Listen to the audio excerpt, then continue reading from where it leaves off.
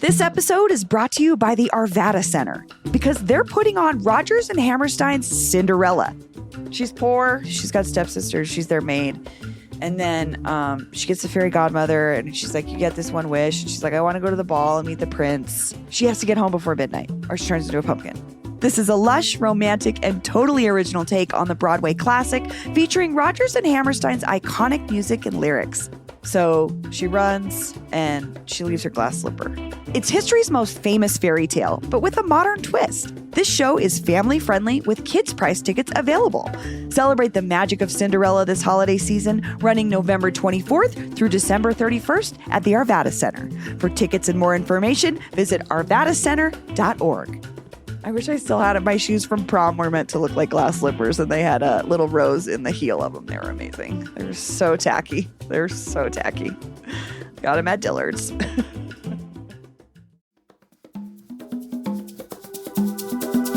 Today on CityCast Denver, it's ski season again. And between the traffic, the crowds, the billions of dollars, and the impact on the environment, the ups and downs of the ski industry affect us all.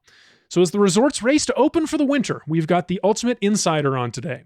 Luis Benitez was the youngest person ever elected to town council in Eagle, a former exec at the apparel giant VF Corp, the current chief impact officer at the Trust for Public Land, and he's got hot takes on the big topics in ski country this winter. Today is Monday, November 6th. I'm Paul Karolyi in for Bree Davies, and here's what Denver's talking about.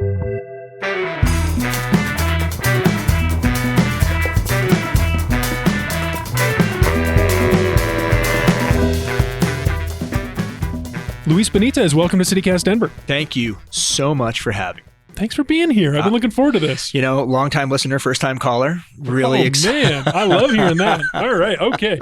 So, Luis, I want to clear the air, actually, about something before we really start. I'm not a skier. Many of our listeners here in Denver don't ski, although it's huge here.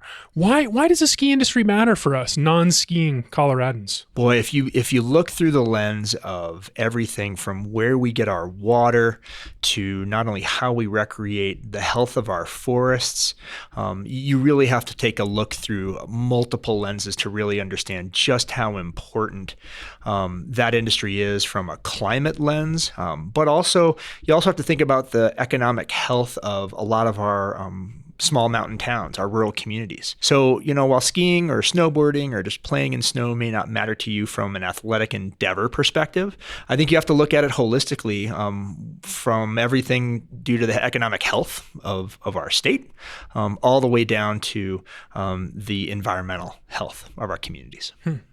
Okay, well, I mean, that's good enough for me. Let's get into it. You said it's important to look from multiple lenses. That's kind of why you're here. That's your whole specialty. You've been in the private sector, you were in government, now you're working for an NGO. So let's talk about some of these hot topics from different perspectives. And I think the big one we should start with is growth. Yes. Because I've seen the data on these Epic and Icon passes, Luis. The numbers seem to only go up.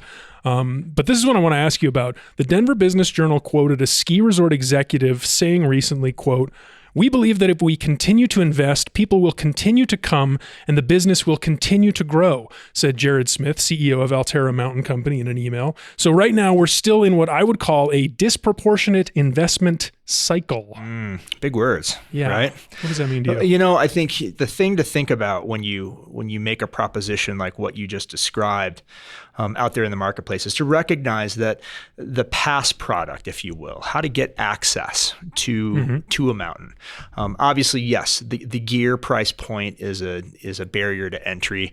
A lift ticket price is a barrier to entry. But if you look at the hockey stick curve of the evolution of that price point over the last 10 years, you'll see a lot of that consolidation that companies like Alterra and Vail Resorts have gone through. So you're saying that the passes themselves, they're costing more and more because the different resort companies are offering more, because you can go to more resorts on each pass. Well, that, and I would argue that consolidation for a hot minute there resulted in a drop in prices. So I think the value proposition that the companies are bringing forward are, hey, if you get this thing that's really expensive, depending on where you are, you get to ski in all of these places. So if I live in, let's say, Michigan, and my home mountain is Boyne Mountain, small little mountain in Michigan, but I take a family road trip every year to come ski at Keystone. That one pass works in my home mountain in Michigan now, and also gets me a week here in the mountains in Colorado. Right. So they have this like really key innovation, these passes that have been so huge. But I got to be honest, this quote made me so skeptical. Like anyone talks about a market only going up, I just think that's not how markets work. Like, why are they so sure? Well, I'm going to point to that. I'll just use the example of traffic on I-70. And you think it's bad in the winter? Do you know? Here's a little pop quiz for you, for all your listeners. Yeah. There's more traffic on I-70 in the summer than there is in the winter. Is that true? Yep, 100% true. You can dig into CDOT's website and get the facts. So while skiing is huge, I think the reason why I share that is outdoor recreation, period, hands down, writ large. People will continue to try to find ways to engage in these spaces. And honestly, I think the pandemic is the moment in time for us socially and culturally that seeded this part. Spending out time outside is good for you. And trying new things and having an adventure, either as an individual or with friends or with family, people tend to come here more and more because they want what we have. They want a little piece of that experience. And so while it might be something in the winter, or according to CDOT, there's also a whole lot of stuff that happens up there in the summer due to the traffic patterns. The market does continue to stay pretty robust, even through times of economic downturn. So when you ask why that is, I think you can point to a bunch of different things, but I think when it really comes down to it, there's something to be said for just getting out in nature and wiggling your toes and having a moment. They just have a good product and people want it. Yep. People are going to want it. Yep. Okay, well, ongoing growth, that's the big picture. But there are some challenges that the ski industry is facing this year. I see two big ones. One is labor. Ski patrollers seem to be increasingly unionizing. It happened at Loveland last season, and the Colorado Sun recently reported that Eldora, patrollers are organizing at Eldora now. Why is this happening? Have you ever utilized an ambulance service or Sure. emergency medical services? Okay. You have to think of ski patrollers as somebody that shows up with a portable ambulance and can take care of you effectively, regardless of what the medical emergency is.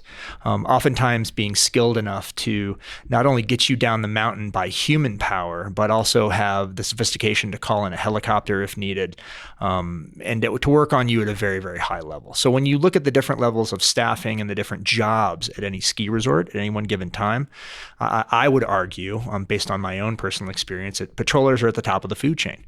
And when you look at their pay scale and you look at some of the things that they do in their universe compared to some of the other jobs and how those things equate, I think that's really where the conversation started with, is becoming unionized the right move in that space. And I think that's why you're seeing the conversation originate with that group, unlike, say, lift operators or ski instructors and some of the other divisions within this space. Because they happen to have a very specific set of skills on top of being expert skiers. Yes. Okay. 100%. Interesting. But this labor question, it is happening not just with patrollers. It is a big picture question. I mean, we always are hearing about workers who are struggling to find housing near these resorts and like trying to make this lifestyle work. How do the ski resorts look at that? How do the operators think about that?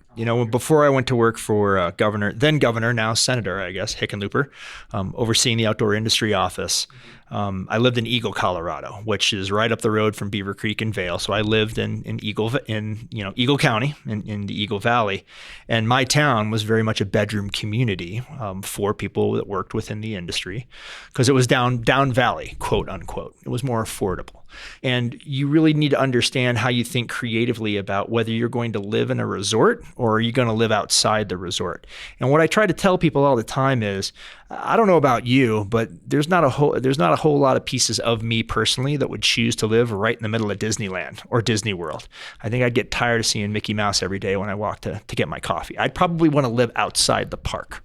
Yeah. And I think the push-pull for a workforce in a lot of these communities are, do you have to live right at ground zero at the resort, or can you live up or down valley? And if so, how does the local community show up to support that infrastructure? And at times, the challenging conversations are as much about housing as they are are about transportation. When I lived in Eagle, I served on Eagle's town council, and we had many, many arguments and conversations about how do we get the bus services to continue to have more drop-off and pickup times to serve employees that would live all the way out in our town to ensure they got to and from work on time.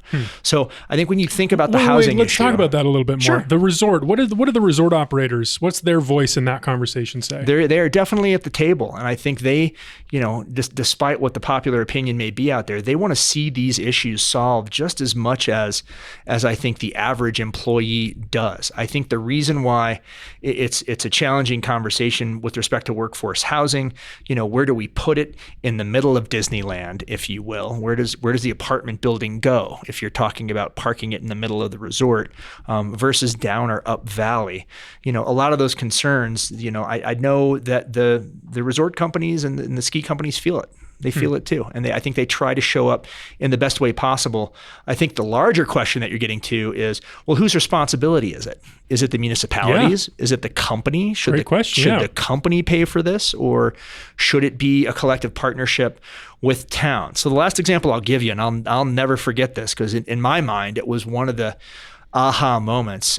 Eagle had a couple of hotels on I-70 that were, 50% occupancy. They never really quite filled up even during ski season. It was a lot of folks that wanted more affordable lodging would come down and stay with us, and then they'd go ski up valley during the day, which, pretty usual. That's kind of the formula that a lot of people take when they move here. Vail Resorts, Vail and Beaver Creek specifically, that year were overrun. They just didn't have enough housing. They couldn't figure it out. And town council got together one night and proposed, this was with a hotel that had embedded kitchens in the hotel. So it was a suite. So you could actually live there in kind of a mini apartment. How about we sublet a wing of a hotel to the ski company, ensure that the bus lines show up with the right number of pickups and drop-offs, and we turn a little segment of one of our hotels into effectively employee housing.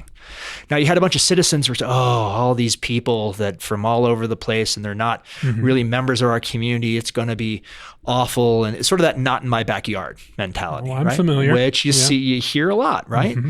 And I stood up and made the argument. I guarantee that the tax revenue at the bowling alley, the pizza shop, all the restaurants on that side of town were going to skyrocket, and that the people that had an opportunity to live there would make our town their town. And so it was kind of an experiment, and that's exactly what happened. Really? Yeah. I see that still as a win for thinking creatively about the issue that you're bringing forward. I don't think that it needs to be a binary solution of all or nothing. The company pays or nothing happens. We got to build it here or it's just no good. I think communities up and down those valleys need to think about it as, in my backyard. And not only in my backyard, we are them and they are us. And I say that tongue in cheek. I was that kid. I was that 19-year-old kid living out of the back of my pickup truck, trying to figure out where to park it, stay warm, brush my teeth, take a shower.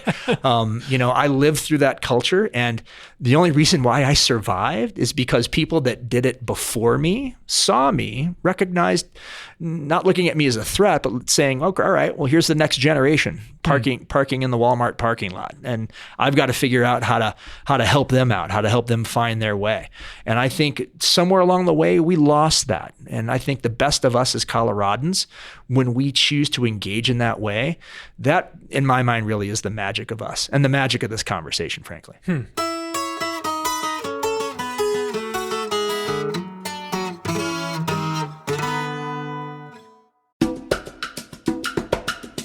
This episode is brought to you by Ednium. Ednium is an action-focused community development organization that partners with recent public school alumni to change the way our city educates and reinvests in its homegrown talent. With the Denver Public Schools Board of Education election right around the corner, Ednium has sat down with each candidate to hear their stories and their vision for the future of the district. So if you want a different perspective than you'll get on the campaign trail, check out the DPS Board of Education Candidate Series wherever you get your podcasts. Again, that's Ednium, EDNIUM, wherever you get your podcasts. Note, Ednium is a 501c3 and does not endorse any candidate, and all candidates were invited to participate in this series. I want to talk about Governor Jared Polis, his proposal last legislative session. This was his big big project last year. He's still working on it, even though everyone said no. But he wanted to make this big push for housing density and upzoning urban areas to allow for more development, more building in our urban areas. The very first concession he made was for ski towns back during the last legislative session. So I assume the resorts or maybe the towns pushed back on his proposal to densify. What do you think is the role for government there, and like, what's the way forward? Yeah, no, that's a great question. And, I say a lot that I think that real strong momentum and opportunities come at the state level. Like when you get into it, the way Governor Polis tried to, and continues to try to, frankly, that's where real change comes from. That's where real change can happen. And I think, when you talk about the concession to a lot of the resort communities, I think a part of it was what we were just talking about, not in my backyard. I don't know if I want this right here. Do it down valley. I don't want to live, I want employee housing across the street because of what that entails. But again, when somebody says, to your point, your exact point, do it down valley. My comment, from being one of those people that live down valley, heck yeah, bring it. Absolutely. Let's build it. And the reason why, look at it through the lens of economic development, and look at it through the lens of encouraging the next generation to move to town and engage. And that's your next gen of workforce. So let's say I'm Governor Polis. Give me some advice. I'm trying to push this bill again next session. What should I change if I want to get the resort towns? Well, first of all, Governor Polis, thank you for your efforts. My pleasure. Your beard's looking really good these days. Appreciate that. What I would say is exactly what we just talked about. I'd say recognize that there are towns up and down valley that would welcome this, because it would bring youth and vitality to town, and it would also deliver on an opportunity of economic development. And at the end of the day, you're talking about a tax base, a larger tax base, and that larger tax base provides for social services. And so, the resorts are no longer seasonal entities that empty out, clear out. Go back to my traffic comment: more traffic in the summer than there is in the winter. These folks move, and if they can find housing and they can find a community, they stay. Oh, interesting. Is that why the resorts are so interested in these summer activities that I keep hearing about? Better believe it. I saw a Ninja Warrior course 100%. At Copper Mountain. Oh gosh, I'm going to admit this out loud to your listening audience. I did a Tough Mudder at Beaver Creek before remember what the Tough Mudder thing is? Where you ran through a pile of mud and swung from a rope and ran up a hill. And it was the funnest 3 hours of my time on that mountain, other than skiing at that time in my life. And so yes, the resorts do have robust summer activities. So this workforce that you're talking about, finding a home for, is not seasonal. These are the folks that are moving to town and end up raising families. And if they can find it, if they can find their spot, they stay. I can see how that would be a win-win for the resorts, for the workers, for everybody. 100%. If the jobs can just be year-round, then it's not so big of a struggle. And when you talk, reflecting back on, you talk about who's responsible for what, right? I would argue that the resorts, they're responsible for creating year-round work. And that year-round work, showing up through activities, the ninja courses, the mountain biking, the fly fishing, the rafting, all the different pieces that go on, these folks stay. Let's move on to the other challenge I see to the ski industry, and that is climate change. So I'm going to give you another quote. This one's from 5280 magazine. A quote from Aspen Skiing Company's Senior Vice President of Sustainability, Auden Schendler, who says, "The threat is extreme. Without drastic changes, I believe the ski industry will look radically different in 50 years. There will still be skiing to be had, but it will be scarce." To that end, in 2019, the 4 largest North American ski companies banded together to create the Mountain Collaborative of Climate Action. Under its umbrella, they've pledged to become carbon neutral by 2030 and, quote, advocate for climate action through federal, state, and local policies, among other vague goals. Critics have panned the effort as a public relations stunt lacking any real teeth. What do you think? Are they taking it serious? Well, I got to share some personal anecdotes about Auden Schindler first. Auden and I were outward bound instructors together in our 20s here in Colorado. Cool. And that man has some of the most spectacular calves you will ever find in a skier or a mountaineer. Sorry, Auden, if you're listening, or if you Somebody stops you randomly on the street, I'm calling out your legs, buddy. And the reason why I share this is that, Auden's not, by nature, somebody that wants to show up and cause trouble just to cause trouble. I share that story to illustrate the fact that he's been part of the outdoor industry from his youth, like me. Sure. And he cares about these things. So when he says it's dire, that's coming from someone that's lived it, seen it, been a part of it. The thing I would argue with respect to climate initiatives and the ski industry, and this is in full transparency, I sit on a board of an organization called Protect Our Winters. Their sole function and purpose is to ask some of these larger fundamental questions that you're positioning with respect to climate and the industry.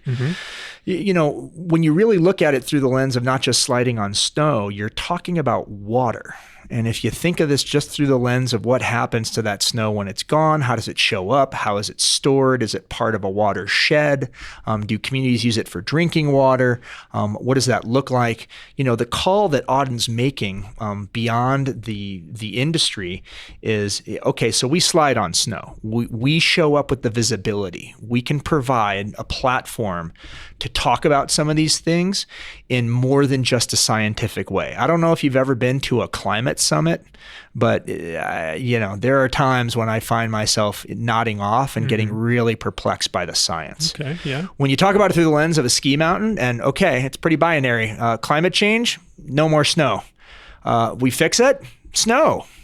Pretty good, right? Yeah. And I think the argument, the direness of Auden's warning comes from, if you look at stories originating from Europe, and I would argue a couple mountains in the Northeast in the United States, there are mountains, ski mountains with infrastructure on them that no longer are able to function because they're just not getting the volume of snow that they need. Now, the futility of the ski industry thinking that they can change that on their own, of course they can. And I think they know that. But what I think they're trying to do, and I would argue through the lens of POW and other organizations doing really well, is showing up and saying, we have this really fun, sexy platform that we can elevate this conversation, not just about the science, but if you care about water, if you care about community, and if you care about equitable access to outdoor activity, then we're going to help you drive that conversation forward.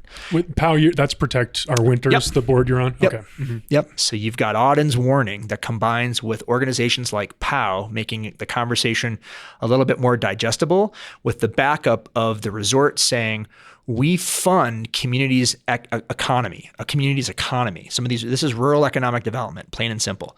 This goes away, that economy starts to collapse.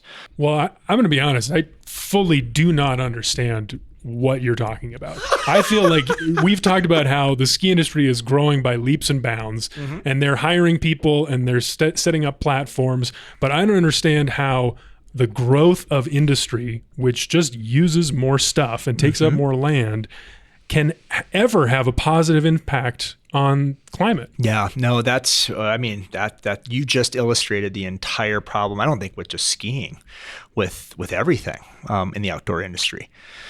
I think the push-pull right now within the industry is that you hear all the time about how, well, the pandemic said, everybody go outside. Time outside's good for you. Yeah. And everybody did. But then now you have the industry turning around and saying, oh my gosh, our infrastructure has just been beaten into the ground. Our trails are in poor condition. To your point about the ski industry, more people are showing up to ski, but yet they're having staffing issues, which tie to housing. So, it's very holistically integrated with all the different segments of the economy and the industry. So your point about, I just don't get it. Like things are showing up more. It's getting bigger and bigger. So why isn't the help showing up with the growth in size? Yeah. Is that fair? Yeah. Yeah. Well, and so the way I answer that, and this is sort of a piece that I've been working on pretty diligently in the last 6 months, when you look at the economic numbers of the outdoor industry holistically, we're in the hundreds of billions of dollars in consumer spending. And if you believe the Bureau of Economic Analysis, whose numbers are going to come out in November, we're on the threshold of becoming $1 trillion economy in the United States. That's including skiing and everything else that we're talking about. Responsible for almost 5 million American jobs. So that's a lot. And Colorado has a significant portion of that. And so when you talk about, I don't get it, all this stuff is happening, it's big, it's huge, but all these other pieces aren't improving with it. My argument is, for as large of an economy as we are, for as many jobs as we're responsible for, our political voice has not kept pace with that growth. So any other economy in the United States, when you think of the auto industry, when you think of the pharmaceutical industry, when you think of any other economic engine within the United States that has to find a political mechanism for self-preservation, we tend to show up at these conversations on the backs of nonprofit organizations like POW and TPL and others. We tend to just let them take care of that larger dialogue. Now, does the private sector support those initiatives? Absolutely, they do. But yet I think the journey now in Washington, D.C. is it time to create a federal office for the outdoor recreation industry to start serving this disconnect that you're talking about? There's a ton of growth. There's a ton of money. It represents a ton of jobs. And so our voice needs to match the size of that economy. Well, Luis Benitez, I wish you a lot of luck with that. I'm going to be interested to follow your work and see what happens. And thank you so much for joining me on the show. How about we go skiing? Yeah, maybe. All right, 50-50. Thanks for having me. After I sat down with Luis, the fact-checking squad here at CityCast Denver went to work. It turns out Luis was absolutely right about there being more traffic on I-70 in the summer than the winter, according to CDOT. Though with all the snow and the accidents, I personally still feel like it's much more of a pain in the ass in the winter. And on the question of Auden Schendler's calves, we have not been able to get any visual confirmation of how spectacular they may or may not be. We'll let you know when we know.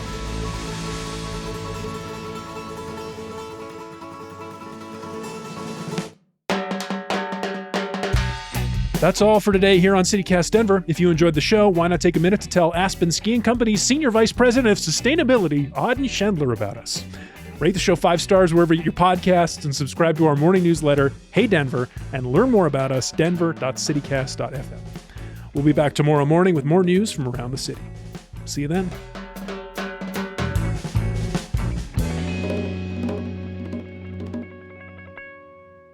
Tell Auden Schendler's personal trainer about us. What's your routine, bro?